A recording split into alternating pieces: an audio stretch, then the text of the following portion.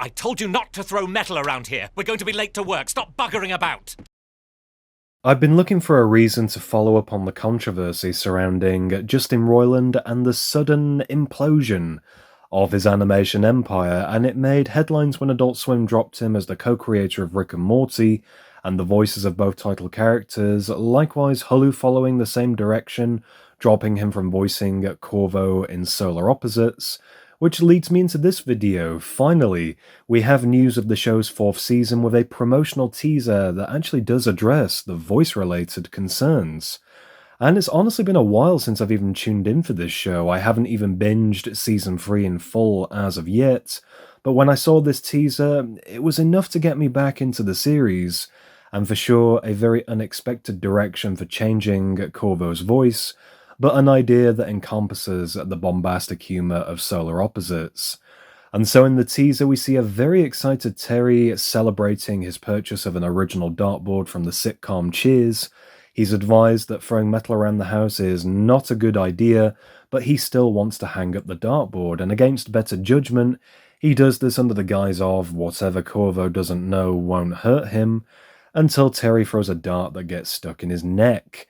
Corvo struggles with the neck injury where Yomyalak is ordered to grab the appropriately named voice-fixing ray, and then Corvo is given a stereotyped British accent. Of course, this is where the recasting comes into play. Known mainly for his role on Downton Abbey, actor Dan Stevens is now going to be portraying the role of Corvo going forward, and although unexpected, this does oddly work in my honest opinion, and to an extent, I would argue really does complement Corvo's personality. He's always been portrayed as being very proper, if I was to describe the character, in the way that he acts, the clothing he wears, such as sticking with these ceremonial robes from his home planet, his love for their alien homeworld matched with his abrupt hatred for their living conditions on Earth, and of course how he desperately wants to repair the ship and flee the planet in the first place as it stands, and this is further reinforced where Corvo delivers the usual sort of introduction for the series, where he goes over the backstory about their planet being destroyed, and how they arrive on Earth, and this time, given the British sort of twist, with certain choice words for the spoken dialogue. My name's Corvo, this is my show. Bollocks, I just dropped the pupa! It's oddly very refreshing for the character. I really am liking this new approach. When it comes to comedy and how Solar Opposites is written, I feel this change will add further depth to the series. I've always found the show to be a lot more charming than Rick and Morty. Each character comes off as far more likable without the expected sort of sociopathic tendencies. Terry really does like Corvo's new voice. Their on-off kind of romance is hinted at from this, making him feel, and I quote, "You make me feel hot and weird." And I love the nuanced sort of visual comedy in this teaser, such as Terry whispering to Yomyalak about the voice-fixing ray as though it's some kind of big cover-up, which it technically is, kinda sorta. Likewise with how Jesse says aloud, so it's just going to be like that from now on. How nobody's going to notice, only for the pupa to just stop and make direct eye contact with the viewer.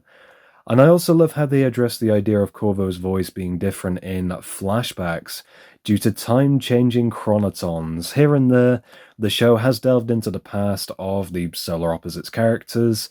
The Retrace Your Stepalizer episode springs to mind from season 1, and the writers were smart enough to cover this idea in one throwaway line of dialogue, at least acknowledging just how drastic this change is going to be, which I do respect, and how they are covering all grounds when it comes to ensuring there's no plot holes for the series going forward and back. Both the replicants just accept the change going forward, which we the viewers will just have to accept also.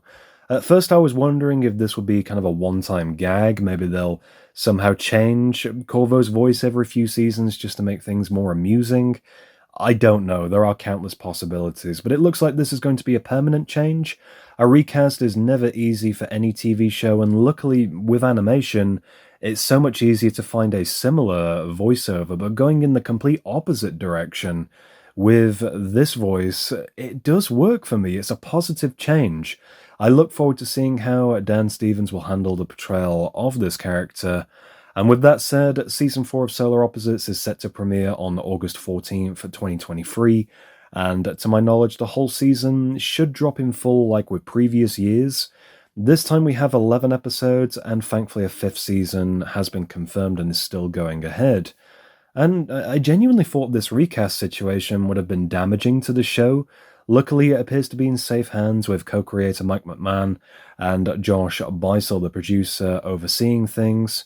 Rick and Morty, on the other hand, we still don't really know what's happening with the recast situation.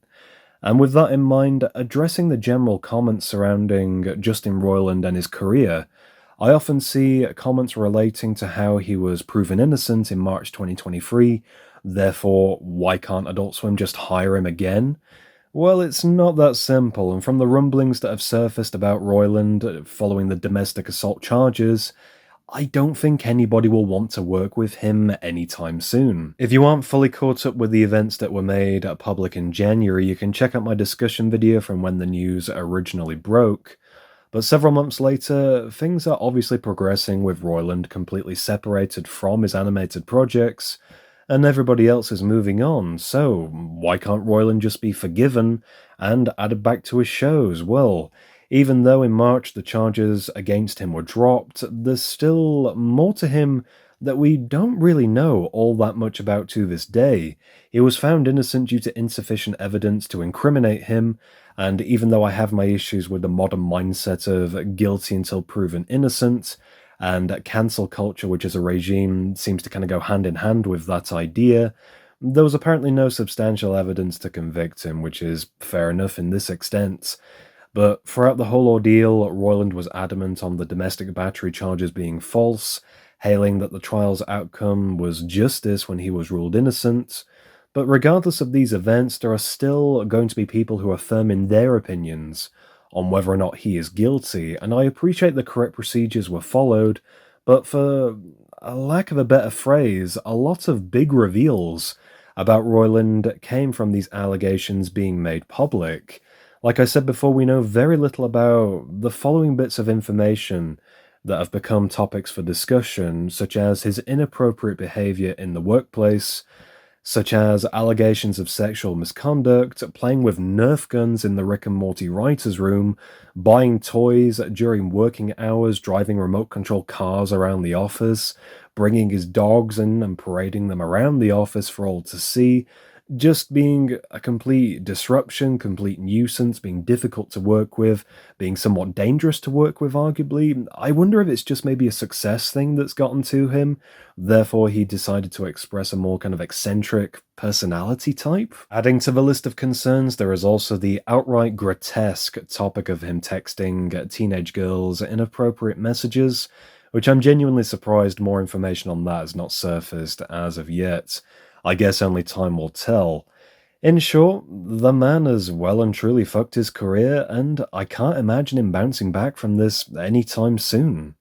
But going back to the subject of recasting, Adult Swim was part of an advertising panel last week discussing the future of their programming in conjunction with Warner and HBO Max, now simply called Max. My name is Max. They address the elephant in the room about Rick and Morty's characters being recast and how they are working on the voiceover, with this being one of their flagship TV shows generating the most revenue. Season 7 is still going ahead as planned and production appears to be going fine. More on this will be revealed in the coming months. No release date is set for Season 7 yet, but I'm sure it won't be too far away. And can you believe that Rick and Morty is now 10 years old? Crazy that the show has been going on for so long with all the controversy surrounding it. But anyway, I'll leave this discussion video here. Let me know how you feel about these changes in the comments down below. As always, I love hearing your thoughts and opinions. Leave a like if you enjoyed this video, and for more content, be sure to subscribe to my YouTube channel, DVD Review Studios.